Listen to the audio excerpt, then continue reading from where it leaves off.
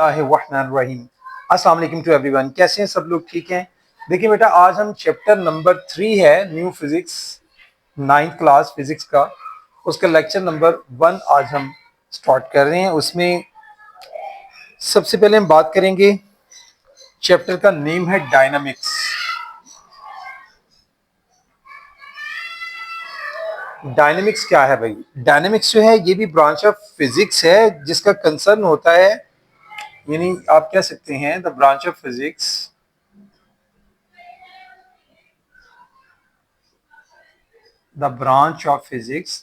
in which forces concerned forces का concern किन के साथ होता है? To produce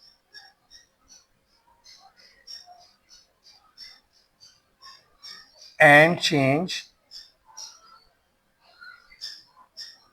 in motion is called dynamics. देखें जी, डायनेमिक्स फिजिक्स की ही ब्रांच है। इसका कंसर्न फोर्स के साथ होता है, जिसमें हम लोग कोई भी चेंज प्रोड्यूस कर सकते हैं। ठीक है, प्रोड्यूस चेंज, ठीक है, इन द मोशन। मतलब कोई भी बॉडी अगर मूव कर रहा है तो उसकी मूवमेंट में अगर हम लोग फोर्सेस की वजह से कोई चेंज प्रोड्यूस कर लेते हैं, तो इस तरह की जितनी भी हमारी जो इवेंट्स होंगे, जितने भी ज्यादा कॉन्सेप्ट होंगे इससे रिलेटेड, वो सारे डायनामिक्स में हम स्टडी करेंगे। तो हमने बात की है फोर्सेस की, तो सबसे पहले फिर हम इसमें डिस्कस कर लेते हैं कि फोर्सेस क्या होती हैं। जी, फोर्स की बात करेंगे। सबसे पहले कंसेप्ट ऑफ फोर्स है।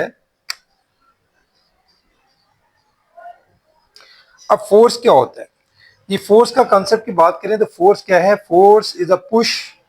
हम किसी बॉडी को अगर पुश करते हैं वो भी फोर्स है, अगर किसी को पुल करते हैं तो वो भी फोर्स है। और इसकी मदद से हम क्या कर सकते हैं? अगर कोई बॉडी बिल्कुल स्टिल है तो उसको हम स्टार्ट भी कर सकते हैं, अगर कोई बॉडी मूव कर रहा है तो उसको स्टॉप भी कर सकते हैं, या फिर वो ऑलरेडी मूव कर रहा है तो उसकी पोजीशन को, उसकी डायरेक्शन को हम चेंज भी कर सकते हैं। तो फोर्स फिर क्या हुई?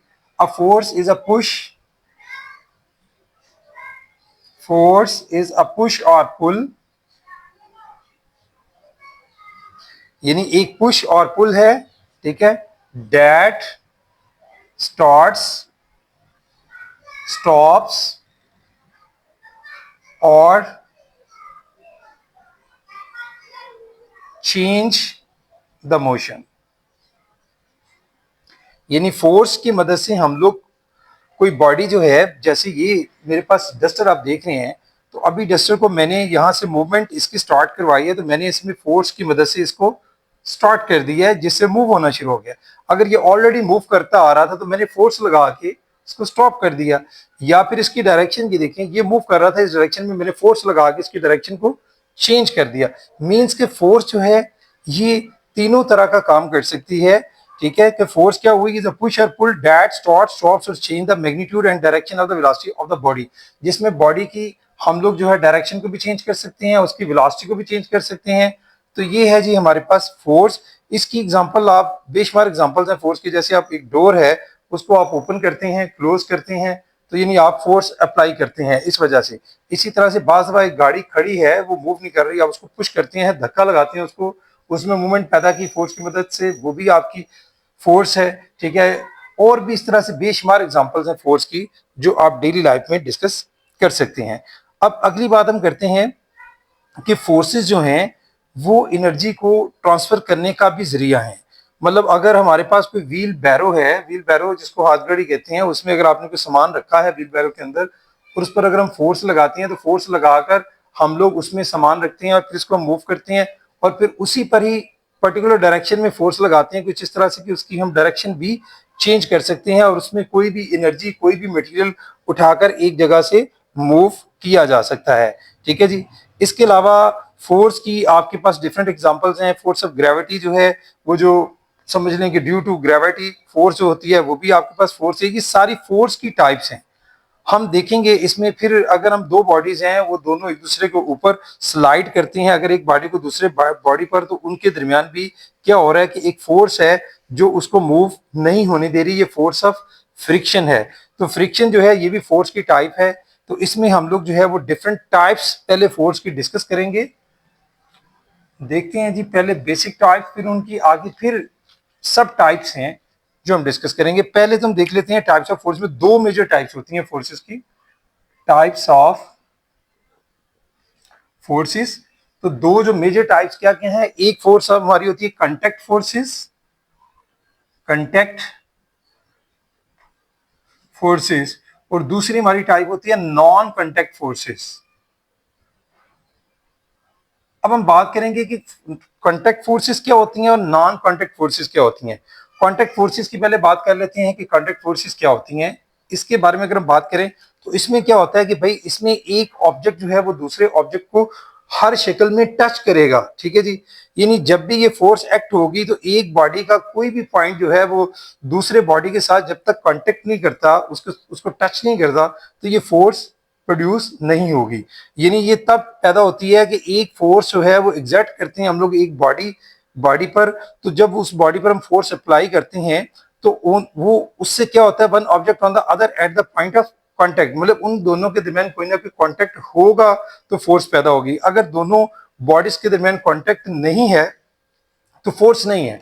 बिलफर्ज मेरा हैंड है, जैसे मैंने आपको भी बताया था कि ये मैंने इस पर फोर्स अप्लाई कर रहा हूं, तो देखिए हैंड जो है उसका कांटेक्ट इसके साथ है तो मैं इसको पुश कर रहा हूं, ठीक है। मैं मेरा इसके साथ कांटेक्ट है तो मैं इसको पुल कर रहा हूं। मतलब यहां पर इस टाइप की तमाम फोर्सेस, या अगर इसको मैंने घुमाना है, ठीक है, उस वक्त भी देखें ट्विस्ट कर रहा हूं, इसको मोड़ रहा हूं मैं एक साइड से दूसरी तरफ, तो इन तमाम कंडीशंस में क्या है कि बॉडी का ऑब्जेक्ट का जो है कांटेक्ट दूसरे ऑब्जेक्ट के साथ होगा। यानी अ कांटेक्ट फोर्स क्या हुई, a contact force is a force that is exerted by one object on the other at the point of contact. यानी इसमें पॉइंट ऑफ कांटेक्ट का होना जरूरी है। अगर पॉइंट ऑफ कांटेक्ट नहीं है तो हमारी ये कांटेक्ट फोर्स नहीं कहलाएगी। तो इसकी एग्जांपल्स में आ जाते हैं। इसमें जैसे मैंने बताया पुश पुल हो गई, ट्विस्ट करना, ये भी इसकी एग्जांपल्स में है। फिर इसकी कुछ और एग्जांपल्स भी हैं। हम जो मेजर एग्जांपल्स इसकी डिस्कस करने जा रहे हैं उसमें पहली आ जाती है फ्रिक्शन। जी, फ्रिक्शन में क्या होता है कि इसमें हम एक बॉडी जो है वो दूसरे बॉडी के खिलाफ मूवमेंट में रेजिस्टेंस पेश करता है, फोर्स ही है ये। एक सरफेस के ऊपर जब हम दूसरी सरफेस को मूव करना चाह रहे होते हैं तो एक फोर्स अप्लाई होती है जो उसको मूव होने से रोकती है, रेजिस्ट करती है, उसके दरमियान हिंड्रेंस पैदा करती है, रिकावट पैदा करती है। उस फोर्स को हम नाम देते हैं फ्रिक्शन। यानी it is a force that resist motion when the surface of the one object comes in contact with the surface of the other। यानी एक बॉडी है हमारे पास, सपोज ये टेबल समझ लें कि हमारे टेबल के ऊपर हमने ये एक कोई ब्लॉक रखा है, तो जब हम इसको मूव करेंगे तो ये जो बॉडी जब इस पर मूव होता है तो इसका सबसे पहले इसके साथ देख रहे हैं क्या है, कंटेक्ट। और दूसरे नंबर पर इन दोनों के दरमियान ये आगे की तरफ मूव करता है, एक दूसरी फोर्स इसको आगे की तरफ मूव नहीं होने देती, वो फोर्स ऑफ फ्रिक्शन है। जो हम लोग इस पर फोर्स लगा रहे हैं वो फॉरवर्ड डायरेक्शन में है कि हम इसको मूव करना चाह रहे हैं, लेकिन कोई फोर्स इसको स्टॉप कर रही है, रोक रही है, रेजिस्ट कर रही है। वो जो रेजिस्टेंस फोर्स है जो उस ब्लॉक को आगे मूव नहीं होने देती, वो है जी फ्रिक्शन फोर्स, ठीक है जी। लेकिन इसके लिए वही बात कि ये कांटेक्ट फोर्स है, दोनों बॉडीज का एक दूसरे से टच करना, कांटेक्ट होना जरूरी है, ठीक है जी। इसके आगे चलते हैं। फ्रिक्शन फोर्स के बाद नेक्स्ट है जी ड्रैग।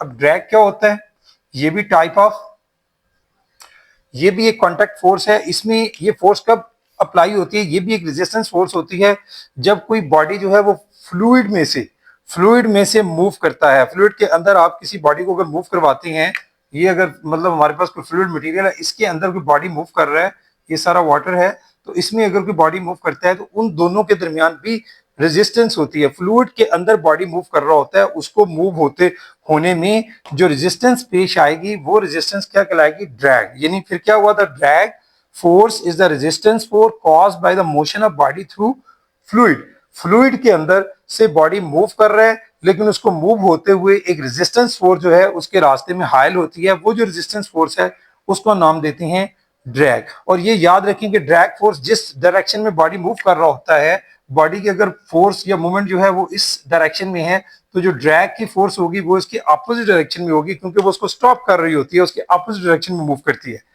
इसके बाद अगली बात करेंगे हम लोग ड्रैग के बाद थ्रस्ट की। जी, ये भी कांटेक्ट फोर्सेस हैं जिनको हम डिस्कस कर रहे हैं, जिसमें आप हर मोशन में देख रहे हैं कि हर जो मोशन पैदा हो रही है उसमें जो फोर्स अप्लाई हो रही है उसमें बॉडी का कंटेक्ट होना, उसका टच करना दूसरी बॉडी को जरूरी है। उसी की एक एग्जांपल है थ्रस्ट। जी, थ्रस्ट क्या है?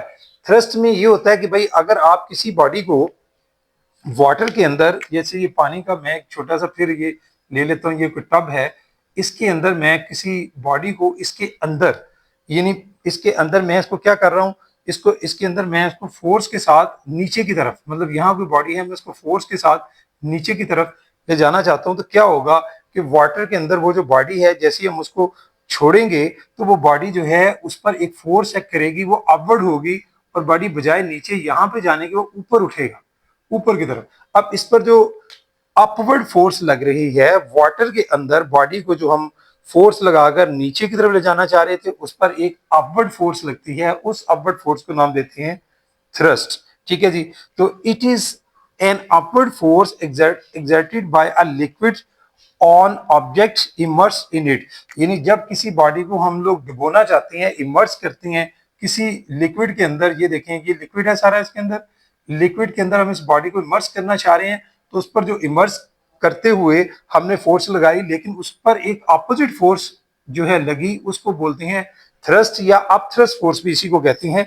ये जो अपथ्रस्ट फोर्स है ये भी आपने देख लिया कि बॉडी जब तक उसका कांटेक्ट नहीं होगा, ठीक है, कांटेक्ट है तो फिर ये हो रही है, और इसी कांटेक्ट होने की वजह से हमने तो फोर्स लगाई थी उसको इमर्स करने के लिए, पानी में डुबोने के लिए नीचे की तरफ, लेकिन नीचे से वाटर ने, लिक्विड ने उसके ऊपर एक फोर्स लगाई है अपवर्ड। वो जो ऊपर की तरफ फोर्स लिक्विड लगाता है उसको थ्रस्ट या अपवर्ड फोर्स भी कहा जाता है। ठीक है जी। तो इसकी इसकी बेशुमार एग्जांपल्स हैं, जैसे आपकी मतलब ले रहे हैं, आपकी जो शिप होती हैं, या आप देखते हैं फ्लोट कर रहे होते हैं, या पानी के ऊपर जितनी भी फ्लोटिंग इसकी ऑब्जेक्ट में आ सकता है, बोट्स होती हैं, बड़ी बड़ी जो आपके पानी में चलने वाले जहाज होते हैं, शिप्स वगैरह, तो वो सारे इसी की वजह से, वो वाटर के अंदर क्यों नहीं, मतलब वो इतना ज्यादा उनका वेट होता है, वो फोर्स नीचे की तरफ लगा रही होती हैं, लेकिन वो पानी में इमर्स नहीं होते, उसी की सतह के ऊपर तैरते रहते हैं। रीजन ये है कि नीचे से क्या होता है, नीचे से अपथ्रस्ट फोर्स उसको ऊपर की तरफ उठा के रखती है। तो ये इसकी एग्जांपल में आएगा। ठीक है। उसके बाद आ जाती है जी नेक्स्ट, एक और कॉन्टेक्ट फोर्स में है नॉर्मल फोर्स। जी, अब नॉर्मल फोर्स की जहां तक बात करेंगे, नॉर्मल फोर्स क्या होती है कि भाई ये एक बेसिकली रिएक्शन फोर्स होती है, जो कोई भी बॉडी, सपोज मैंने एक यहाँ पर टेबल बनाता हूँ, ये मेरे पास कोई, समझें कि ये कोई टेबल है, चलें ये टेबल, अब इस टेबल के ऊपर मैंने कोई अगर बुक या कोई भी चीज हमने रखी है, चलें बुक ही कर लें, ये एक बुक मैंने इस टेबल के ऊपर रखी हुई है। अब ये जो बुक है ये टेबल पर एक फोर्स एग्जर्ट कर रही है, जो किसकी इक्वल होती है, इसके वेट के इक्वल, वो डाउनवर्ड। लेकिन ये बुक जो है वो टेबल के अंदर नहीं धंस जाती। क्यों? क्योंकि टेबल भी इस पर एक फोर्स लगा रहा होता है, वो जो फोर्स होती है वो अपवर्ड होती है, और इस अपवर्ड फोर्स को बोलते हैं नॉर्मल फोर्स, यानी एफ एन, या इसको रिएक्शन फोर्स बोलते हैं। समझ आ गई? यानी नॉर्मल फोर्स क्या है? It is the force of reaction exerted by the surface on an object lying on it। यानी कोई भी सरफेस एक बॉडी के ऊपर जो फोर्स अप्लाई करती है, कब करती है? जब वो बॉडी उसके ऊपर लाई होता है, उसके ऊपर पड़ा हुआ होता है, यानी वो एक फोर्स पहले अप्लाई कर रहा है उस बॉडी के ऊपर, और वो फोर्स डाउनवर्ड है, लेकिन जो जिस बॉडी पर वो पड़ा हुआ है, जैसे टेबल के ऊपर ये बुक पड़ी हुई थी, ये जो टेबल है ये इस पर, यानी इस बुक पर जो फोर्स एग्जर्ट करता है, जिस पर ये टेबल लाई है, पड़ी हुई है, और ये अपवर्ड की डायरेक्शन की तरफ होगी, और उतनी ही फोर्स होगी जितनी फोर्स उस बॉडी के वेट की होगी, उसके इक्वल होती है। इसलिए हम इसको रिएक्शन फोर्स बोलते हैं, और दूसरा इसको नॉर्मल फोर्स का भी नाम दिया जाता है। नॉर्मल फोर्स बोलें, ये रिएक्शन फोर्स बोलें, एक ही बात होगी। इसके बाद नेक्स्ट टाइप आ जाती है हमारे पास एक और, वो है जी हमारी एयर रेजिस्टेंस। एयर रेजिस्टेंस ये भी हमारी एक कांटेक्ट फोर्स है। अभी तक हम जितनी देखें फोर्सेस की बात कर रहे हैं, टाइप्स ऑफ फोर्सेस की, उन सब में आपने देखा है कि दो ऑब्जेक्ट का आपस में कांटेक्ट होना जरूरी है। जब तक वो कांटेक्ट नहीं है तो फोर्स अप्लाई होगी, अगर वो कांटेक्ट में नहीं होगी तो फिर फोर्स अप्लाई नहीं होती। अब एयर रेजिस्टेंस भी उसी की एक टाइप है। इट इज द रेजिस्टेंस होती है, ये अपोजिट ये भी फोर्स होती है, किसमें? Offered by the air when an object जो है मूव करता है, किसमें? हवा में। ठीक है। When an object falls through it, इसमें से मतलब गिरता है या इसमें मूव करता है, तो उस वक्त जैसे बर्ड्स हमारे हवा में मूव करते हैं, तो उस वक्त जो हवा में मूव कर रहे होते हैं वो कैसे मूव करते हैं, वो आगे की तरफ एक फोर्स लगाते हैं, ठीक है, हवा में फॉल करते हैं और एक्ट करते हैं अपनी फोर्स उसमें हवा में उड़ने के लिए। तो वहां पर एक फोर्स एयर जो है वो उन पर लगाती है। वो जो फोर्स होती है एयर बिल्कुल उसके अपोजिट होती है, यानी अगर बर्ड जो है जो फोर्स लगाएंगे उसके अपोजिट एक फोर्स लगाएगी एयर, उसको बोलेंगे एयर रेजिस्टेंस। और इसी एयर रेजिस्टेंस की वजह से बर्ड जो है वो हमारी फिजा में उड़ते रहते हैं, गिरते नहीं। अदरवाइज उनका देखें वो तो फोर्स लगाई, वो तो नीचे गिर जाना चाहिए, लेकिन वहां पर एयर जो है उन पर एक फोर्स लगाती है जो रेजिस्टेंस फोर्स होती है। उस रेजिस्टेंस फोर्स की वजह से बर्ड्स या हमारे प्लेन वगैरह हवा में उड़ते हैं, वो भी इसी फोर्स की मदद से उड़ते हैं। तो इट इज अ रेजिस्टेंस, या इसको बोल सकते हैं अपोजिशन भी बोल सकते हैं, ऑफर्ड बाय एन एयर। यानी यहां पर जो फोर्स जो कांटेक्ट हो रहा है एयर के साथ हो रहा है, मतलब बॉडी का एयर के साथ है। फिर बात वही है कि कांटेक्ट है, कांटेक्ट होने की वजह से जो रेजिस्टेंस ऑफर कर रही है एयर, हवा जो रेजिस्टेंस ऑफर करती है, पेश करती है उसको मूव करने के लिए बॉडी को, उसके अंदर जो बॉडी हमारी एयर में फॉल करता है या उसमें मूव करता है, तो उसकी जो मूवमेंट है वो जिस रेजिस्टेंस की वजह से होती है उसको नाम देती है एयर रेजिस्टेंस। और प्रोवाइड कौन करती है? एयर। तो ये अनदर टाइप ऑफ फोर्स थी। इसके बाद आ जाती है एक टेंशन फोर्स। जी, ये भी कांटेक्ट फोर्स है। टेंशन फोर्स ये कब क्रिएट होती है जी? जी, टेंशन फोर्स को समझने के लिए इस तरह से है कि अगर हम लोग किसी एक बॉडी को, ये देखें मैं यहाँ पर फिर एक मतलब समझें कि कोई ब्लॉक है यहाँ पड़ा हुआ है, ये नीचे समझें कि कोई टेबल या कोई उसके ऊपर हमने रखा हुआ है। अब मैंने इस ब्लॉक को जो है रस्सी की मदद से बांधा है, और बांध कर मैंने क्या किया है कि भाई यहाँ पर मैंने, चलें जरा ज्यादा वाजे कर दें, यहाँ पर हम एक पुली रखते हैं, पुली होती है जिसकी मदद से इसके ऊपर से हम रोप गुजारते हैं और यहाँ पर हम एक वेट बांध देते हैं। ये कोई वेट है। अब देखिए ये जो वेट है, इस वेट की वजह से ये जो हमारे पास ब्लॉक है इसकी मूवमेंट जो है वो आगे की तरफ जाती है यहाँ से, और वो जो फोर्स वेट की लग रही होती है वो किस डायरेक्शन में है? वो डाउनवर्ड है। लेकिन वेट जो है वो वहां से मूव नहीं कर रहा होता। वो मूव क्यों नहीं कर रहा होता? कि उस वक्त ये जो रोप है, ये जो रस्सी है, ये इस वक्त स्ट्रेस है, खिंची हुई है, तनी हुई रस्सी होती है, इसमें भी एक फोर्स पैदा होती है और वो बिल्कुल इसके अपोजिट डायरेक्शन में होती है, जिसको हम नाम देते हैं टेंशन। Tension T. ये जो टेंशन टी है ये इस बॉडी को जो है वो मूव होने नहीं दे रही होती। अब वेट तो उसका जो है वो नीचे की तरफ उसको खींचने की कोशिश कर रहा है कि उसको ड्रैग करे, उसको खींचे, लेकिन वो बॉडी अगर वहीं मौजूद है, वो मूव नहीं कर रहा, तो उसमें जो फोर्स है जो उसको रेजिस्ट कर रही है, उसके वेट को, वेट की फोर्स को रेजिस्ट कर रही है, वो होती है यहाँ पर टेंशन। इस तरह से भी आप ले सकते हैं, या भाई एक ही पुली के ऊपर जो है आप इस तरह करके दो वेट को बांध सकते हैं, ठीक है, एक यहाँ पर वेट ले लें, ठीक है, एक यहाँ पर आप कोई भी ले लें, वेट वन वेट टू, दो दो ले सकते हैं। अब यहाँ पर भी वही बात है कि अगर आप लोग यहाँ से वेट इसका नीचे की तरफ एक्ट कर रहा है, तो इसमें जो टेंशन टी है वो अपवर्ड होगी। टेंशन टी किस तरफ होगी? अपवर्ड डायरेक्शन में, यानी वेट नीचे और टेंशन टी अपवर्ड। जो रेजिस्ट कर रही है, जो उस वेट को नीचे की तरफ नहीं आने दे रही, वो फोर्स होगी टेंशन फोर्स। यानी it is the force experience by a rope. रस्सी जो है, रस्सी की वजह से ये फोर्स एक्सपीरियंस करता है बॉडी व्हेन अ पर्सन और लोड पुल्स इट। जब कोई पर्सन या लोड उसको पुल कर रहा होता है, तो यही जो रोप है वो बिल्कुल स्ट्रेच हो जाती है, और स्ट्रेच होकर उस बॉडी को जो उसके वेट की फोर्स की डायरेक्शन होती है उसके अपोजिट डायरेक्शन में ये एक्ट करती है। तो इसको हम बोलते हैं, ये भी एक रेजिस्टेंस फोर्स ही है, लेकिन ये रोप के तनाव की वजह से होती है, खिंचाव की वजह से होती है, इसलिए इसको बोलते हैं टेंशन फोर्स। इसके बाद आ जाती है हमारे पास एक और टाइप, वो है जी इलास्टिक फोर्स। इलास्टिक फोर्स क्या है? इलास्टिक फोर्स बेटा ये है कि जब आप लोग कोई भी एक ऐसी बॉडी ले लें, जैसे स्प्रिंग होता है, स्प्रिंग को आप मतलब स्प्रिंग को खींच कर छोड़ते हैं, तो क्या होता है कि वो अपनी शेप में जो है वो ओरिजिनल शेप में वापस आता है। पहले आप उसको क्या करती हैं? उसको डीफॉर्म करती हैं, उसकी शेप को बदल देती हैं। तो डीफॉर्म करने के बाद वो अपनी शेप में दोबारा वापस आना चाहता है। ये जो फोर्स है जिसकी वजह से जो स्प्रिंग अपनी शेप को मेंटेन रखना चाह रहा होता है, उसको हम बोलते हैं इलास्टिक फोर्स। रबर बैंड को देखेंगे आप, उसको खींचते हैं, खींचकर मतलब आप थोड़ा सा लंबा उसको कर लेते हैं खींच के, लेकिन जैसे ही छोड़ते हैं तो दोबारा वो अपनी उसी पोजीशन में वापस आना चाहता है। यानी यहाँ पर जो फोर्स जो है उस मटेरियल को जब हम डीफॉर्म करते हैं, उसकी शक्ल बदलते हैं, तो अपनी फॉर्म, अपनी शक्ल में जो वापस आता है, उस फोर्स को हम नाम देते हैं इलास्टिक फोर्स। तो it is the force that brings certain material back to their original shape after being deform. यानी अगर किसी बॉडी की, फिर मैं रिपीट कर रहा हूं, हम फोर्स लगाकर किसी बॉडी को, शेप को बदलते हैं, लेकिन जैसे ही छोड़ते हैं तो उसकी शेप दोबारा वापस आती है। वो जिस फोर्स की वजह से वापस आती है, दोबारा शेप उसकी डीफॉर्म होने के बाद, यानी उसकी शेप खराब होने के बाद वापस उसी शेप में आती है, या चेंज होने के बाद शेप में आती है। वो जो फोर्स है जो उसको वापस उसकी शेप में लाती है, उसको हम नाम देते हैं इलास्टिक फोर्स। इसकी एग्जांपल जैसे मैंने रबर बैंड बताया, स्प्रिंग्स ही हो सकते हैं, ठीक है। इसके अलावा आपके ट्रम्पलिन, आप जिस पर वो एक गद्दा सा होता है स्प्रिंग वाला, उसके ऊपर बच्चे अक्सर जंप लगा रहे होते हैं, खेल रहे होते हैं, मतलब उछल रहे होते हैं, उसमें भी यही जो है इलास्टिक फोर्स ही मौजूद होती है। ये तो बेटा था हमारी पहली टाइप, जिसको हमने बात की थी कि कांटेक्ट फोर्सेस और कांटेक्ट फोर्सेस की टाइप्स। आपने इन सारी टाइप्स में देखी एक चीज कॉमन थी कि बॉडीज का कांटेक्ट होना, एक दूसरे से छूना, टच होना जरूरी है बॉडीज का। अगर वो कांटेक्ट में नहीं है तो फिर वो कांटेक्ट फोर्सेस नहीं कहलाएंगी।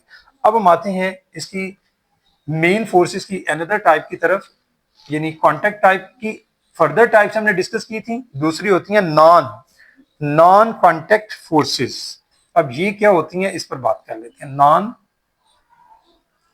कांटेक्ट फोर्सेस, देखिए जैसे आप वर्ड्स से ही समझ सकते हैं कि वहां पर क्या था कि दो बॉडीज का आपस में कांटेक्ट होना जरूरी था। यहां पर बॉडीज के दरमियान, ऑब्जेक्ट के दरमियान कांटेक्ट नहीं होगा। विदाउट कांटेक्ट जो है, दो बॉडीज के दरमियान फिर भी फोर्सेस मौजूद हैं, वो एक दूसरे को अट्रैक्ट करते हैं या रिपेल करते हैं। तो इस शक्ल में बॉडी कांटेक्ट भी नहीं कर रहा, एक दूसरे को छू भी नहीं रहा, टच भी नहीं कर रहा। उस शक्ल में जो दो फोर्सेस हैं, मतलब दो बॉडीज हैं, उनके दरमियान जो फोर्स है, जो उनको आप एक दूसरे की तरफ या तो अट्रैक्ट कर रही होती है या वो रिपेल कर रही होती है, तो ये हमारी फोर्स कहलाती है नॉन कांटेक्ट फोर्स। यानी अ नॉन कांटेक्ट फोर्स क्या है, is defined as a force between two objects which are not in physical contact. ये इसकी पर्टिकुलर डेफिनेशन है। वहां हमने कहा था फिजिकल कांटेक्ट है, यहां पर नॉट इन फिजिकल कांटेक्ट है। यानी यहां पर जो मेन बात है कि कांटेक्ट नहीं होगा। नॉन कांटेक्ट फोर्सेस में कोई फिजिकल कांटेक्ट फोर्सेस के दरमियान नहीं होगा। फोर्स तो उनके दरमियान होगी, दो ऑब्जेक्ट के दरमियान, लेकिन वो एक दूसरे को कांटेक्ट नहीं कर रहे होंगे, टच नहीं कर रहे होंगे, छू नहीं रहे होंगे। तो हम देखते हैं इसकी टाइप्स में, और ये आमतौर पर जो है वो कुछ डिस्टेंस से वर्क करती हैं। और इसकी जो समझ लें कि कांटेक्ट, जो नॉन कांटेक्ट फोर्सेस हैं, वो कम या ज्यादा डिस्टेंस की वजह से उनमें कमी ज्यादा भी हो सकती है। तो इसमें देखिए, इसकी एग्जांपल्स में हमारे पास जो सबसे कॉमन एग्जांपल है वो हमारे पास आ जाती है मेन ग्रेविटेशन फोर्स, जिससे हम बखूबी वाकिफ हैं। लेकिन याद रखिए, नॉन कांटेक्ट फोर्स का एक और नाम भी होता है जिसको हम फील्ड फोर्स भी कहते हैं। दूसरा नाम अगर लिखा हो डिफाइंड फील्ड फोर्सेस, तो फील्ड फोर्सेस का भी मतलब यही होता है, नॉन कांटेक्ट फोर्सेस। यानी ये वही फोर्सेस हैं जो बॉडीज के दरमियान मौजूद तो होती हैं, लेकिन वो बॉडीज एक दूसरे के साथ कांटेक्ट में नहीं होते। तो इसकी मेन टाइप जो आज हम अभी डिस्कस करने जा रहे हैं वो है जी ग्रेविटेशनल फोर्स। ये सबसे कॉमन इसकी मिसाल है ग्रेविटेशन फोर्स। इससे बखूबी हम वाकिफ है कि ग्रेविटेशन फोर्स क्या होती है। कि जैसे देखें, हम कोई एप्पल है, वो अगर हम उसको छोड़ दें, सपोज ये एप्पल है हमारे पास, ये कोई भी बॉडी हो सकता है, मतलब उसको अगर छोड़ें तो वो कहाँ जाता है, वो सीधा, जैसे हम उसको छोड़ते हैं वो नीचे ग्राउंड की तरफ जाता है। मैं यहाँ से मार्कर छोड़ता हूँ, ग्राउंड की तरफ जा रहा है। ये मेरे पास ये एक पड़ा हुआ है, कैप पड़ी हुई है किसी की, ये देखें वो बॉटल की कैप है, मतलब इसको छोड़ा वो भी, मतलब मैंने इस पर देखी कोई फोर्स जो है, एक फोर्स खुद ही इस पे लग रही है। सिर्फ मैंने क्या किया, इसको पकड़ा हुआ था, जैसे मैंने इसको स्टॉप किया, हाथ से छोड़ दिया, लीव किया है, तो आप देख रहे हैं कि वो ऑटोमेटिकली। अब ये जो फोर्स है, इसमें भी आप देखें कि ये कौन सी फोर्स है जिसमें कॉन्टेक्ट भी नहीं है। वो फोर्स जो है वो मौजूद है, लेकिन उस फोर्स का कोई कॉन्टेक्ट नहीं है इसके साथ, इस बॉडी के साथ। वो फोर्स हमारी अर्थ की फोर्स है, इसको ग्रेविटेशन फोर्स कहते हैं। और वो कितनी होती है, हर बॉडी को अट्रैक्ट करने के लिए अर्थ जितना उस बॉडी का वेट होता है, हर बॉडी के वेट के इक्वल फोर्स जो है वो अप्लाई होती है उस बॉडी के ऊपर, और वो उसको अपनी तरफ अर्थ अट्रैक्ट कर लेती है। तो इसलिए हम इसको बोलते हैं ग्रेविटेशनल फोर्स। क्योंकि ग्रेविटेशन फोर्स, मैं फिर से रिपीट कर रहा हूं, कि ये फोर्स जो है वो अर्थ और ऑब्जेक्ट के दरमियान में होती है, और अर्थ उस बॉडी पर कितनी फोर्स लगा के अपनी तरफ अट्रैक्ट करती है, जितना उस बॉडी का वेट होता है। ठीक है जी। तो इसके लिए ग्रेविटेशन फोर्स जो है, उसके लिए अगर हम थोड़ी सी और बात कर लें, तो इसमें देखें एक और चीज भी है कि इस फोर्स को जो ग्रेविटेशनल फोर्स है न्यूटन के लॉ के मुताबिक हम इसको लिखते हैं F is equal to capital G, ठीक है, m1m2/d²। ये एक जो है रिलेशन जो है d² भी लिखा जा सकता है, या इसकी जगह हम r² भी बाज़ जगहों पे लिखते हैं, तो ये लिख सकते हैं। इसमें ये जो आपके पास फोर्स है ये ग्रेविटेशनल फोर्स कहलाती है। और जी यहाँ पर जो हम बात कर रहे हैं, जी जो है एक कांस्टेंट वैल्यू है, जी हमारे पास एक कांस्टेंट वैल्यू और इसकी वैल्यू फिक्स होती है। जी की value 6.67 multiply by 10⁻⁻11 newton metre square per kilogram square, newton metre square per kilogram square. ये हमारे पास इसकी वैल्यू होती है कैपिटल जी की, ये एक कांस्टेंट वैल्यू होती है, ठीक है जी। ये जो फोर्स है ये ना सिर्फ कि अभी मैंने बताया, इसके अलावा हमारी अर्थ में जो हमारी अर्थ के मतलब उसके करीब जो दूसरे बॉडीज घूमते हैं जैसे मून है, उनके दरमियान भी पाई जाती है, मतलब स्टार्स के दरमियान भी पाई जाती है एक दूसरे के साथ। तो वो सारे जो है जो मूव कर रहे होते हैं, सर्कल्स में मूव कर रहे होते हैं, एक फोर्स है जो उनके दरमियान मौजूद होती है, वो यही फोर्स होती है जिसकी मदद से वो एक दूसरे के गिर्द जो है वो मूव करते रहते हैं। हमारी पूरी कायनात जो है वो ग्रेविटेशन फोर्स की जो है मरहून मिन्नत है। हम जहां भी चले जाएं, हमारी जब तक हम खला में नहीं जाएंगे, सिर्फ स्पेस में खला में जाके ग्रेविटेशन फोर्स जो है वो खत्म हो जाती है, लेकिन जब तक हम अर्थ के दायरे में रहेंगे, उसके बीच में रहेंगे, कहीं भी होंगे, तो हमारे ऊपर ग्रेविटेशन फोर्स जो है वो एक्ट करती है। ये जरूर है कि विद द हाइट ये इसमें फर्क आ जाता है, इसकी वैल्यू ऑफ जी जो है वो चेंज हो जाती है, लेकिन बात ये है कि ओवरऑल ग्रेविटेशन एक्सेलरेशन जो है ये हमारे पास एक यूनिवर्सल फोर्स है।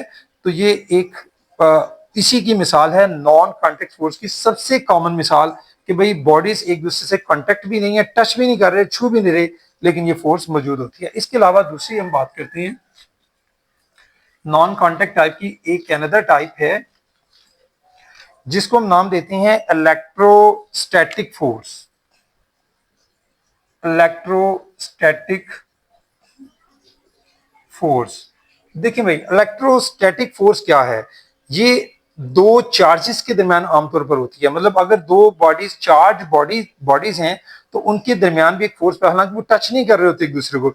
इसकी कॉमन मिसाल आप ले सकते हैं कि आप अगर एक कॉम को अपने बालों में रगड़ें और उसके बाद आप उसको कागज के टुकड़ों के करीब लेके जाएं, तो एक फोर्स जो है वो छोटे छोटे कागज के पीसेस को अपनी तरफ अट्रैक्ट कर लेती है।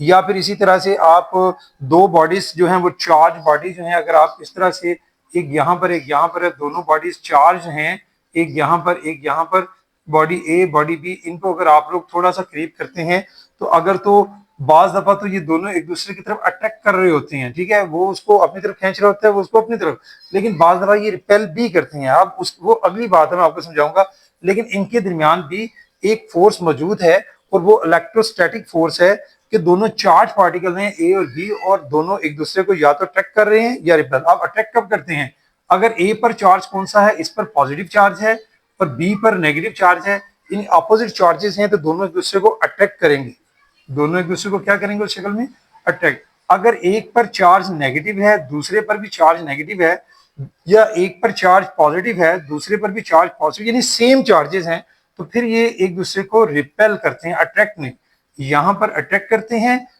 अपोजिट चार्जेस हमेशा एक दूसरे को अट्रैक्ट करेंगे, और जो सेम चार्जेस होंगे इसमें वो एक दूसरे को रिपेल करेंगे।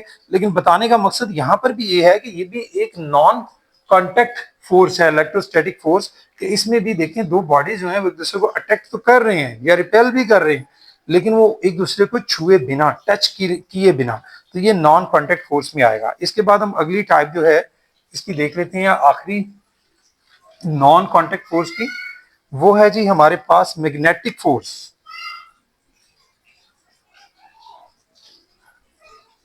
जी, मैग्नेटिक फोर्स जो है ये क्या है, ये भाई बहुत इजी, ये भी आपको समझा देता हूँ कि दो मैग्नेट्स के दरमियान, या एक मैग्नेट हो और एक ऐसा मटेरियल जो मैग्नेट के लिए जो है वो अट्रैक्शन रखता हो, जैसे आयरन है, इस तरह की मटेरियल। हम एक मैग्नेट ले लेते हैं, सपोज ये हमारे पास मैग्नेट है, और दूसरा भी हमने ये एक और मैग्नेट ही ले लिया, या ऐसा मटेरियल लिया जो मेटल का है, जिसका उसके साथ कोई कंसर्न है, ठीक है। तो क्या होगा कि ये जो मैग्नेट है, यानी इस पर देखिए चार्ज है, मैग्नेट के ऊपर भी क्या होता है, चार्ज होता है, उस चार्ज को हम नाम देते हैं मैग्नेटिक चार्ज। क्या चार्ज होता है, मैग्नेटिक चार्ज। अब होगा क्या, इस पर भी मैग्नेटिक चार्ज है, अब दोनों जो हैं वो अगर इनके पोल्स जो हैं, इनमें भी पोल्स का थोड़ा सा होता है कि अगर अपोजिट पोल्स होंगे, यानी अगर हम इनके पोल्स को नॉर्थ साउथ कर देते हैं, इसका नॉर्थ है ये साउथ है, ये इसका साउथ है ये नॉर्थ है, तो देखें जी अगर तो वो अपोजिट पोल्स हैं तो वो यकीनन एक दूसरे को क्या करेंगे, अट्रैक्ट करेंगे, दोनों एक दूसरे की तरफ अट्रैक्ट होंगे। और अगर दोनों सेम पोल्स आ जाएंगे, नॉर्थ नॉर्थ या साउथ साउथ, फिर वो दोनों एक दूसरे को रिपेल करते हैं।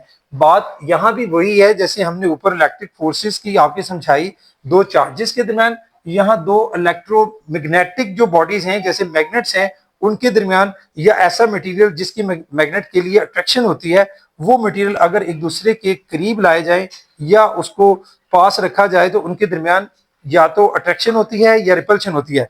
यहां भी दोनों बॉडीज कांटेक्ट में नहीं है, नॉन कांटेक्ट फोर्स है ये भी, वो भी डिस्टेंस से एक दूसरे पर लगती है। तो ये another type of non contact force है कि it is a force which a magnet exerts on other magnet and magnetic materials. ठीक है, जैसे मैंने आपको बताया, या तो दो मैग्नेट्स एक दूसरे पे एक्सर्ट करेंगे या फिर कोई मैग्नेटिक मटेरियल, जैसे आपको मैंने बताया आयरन है, निकल है, कोबाल्ट है, इनका बना हुआ मटेरियल है, तो उसके साथ भी ये आप देख सकते हैं ये फोर्सेस भी। तो बाकी मैंने समझा दिया कि जो एक जैसे पोल्स होते हैं, लाइक पोल्स क्या करेंगे, लाइक पोल्स एक दूसरे के लिए रिपल्शन का बायस होंगे, और जो अनलाइक पोल्स होंगे, डिफरेंट पोल जो हैं, वो एक दूसरे के लिए अट्रैक्शन का बायस होंगे। हाँ, एक टाइप और है छोटी सी, strong and weak nuclear forces. ये लास्ट टाइप ये वाली है जी, strong and weak nuclear forces. अब ये क्या होती हैं जी, न्यूक्लियर फोर्सेस क्या होती हैं? देखें, इसमें आप देखें कि कोई भी जितने भी हमारे सब एटॉमिक पार्टिकल्स हैं, ये मैं बना के दिखाता हूँ आपको, फिर समझ आएगी। देखिए ये मैंने एक एटम का स्ट्रक्चर थोड़ा सा ड्रा किया है, सेंटर में उसके क्या होता है, न्यूक्लियस। न्यूक्लियस के अंदर क्या क्या होते हैं, न्यूक्लियस के अंदर प्रोटॉन होते हैं, न्यूट्रॉन होते हैं, ठीक है। और यहां पर क्या घूम रहे होते हैं, यहां पर इलेक्ट्रॉन्स घूम रहे होते हैं इस अपनी अपनी शेल्स में। अब ये जो एटम के अंदर ये देखिए, अब इनके दरमियान भी अट्रैक्शन पाई जाती है, यानी ये जो अट्रैक्शन है, जितने नंबर ऑफ इलेक्ट्रॉन्स होते हैं उतने, वो तो मतलब बॉडी न्यूट्रल हो गया, लेकिन एक ये बॉडी है और दूसरा अगर हमारे पास एक और हो, मतलब डिफरेंट एटम, अब इनके भी ये जो न्यूक्लियस है, इसका भी न्यूक्लियस, इसका भी न्यूक्लियस, इनके जो न्यूक्लियस के दरमियान भी अट्रैक्शन पाई जाती है। एक तो मैंने बताया कि ये जो न्यूक्लियस में प्रोटॉन है, number of proton, number of electron जो है, ये इलेक्ट्रॉन्स पर नेगेटिव चार्ज होता है और प्रोटॉन पर पॉजिटिव, न्यूट्रॉन पर कोई चार्ज नहीं होता।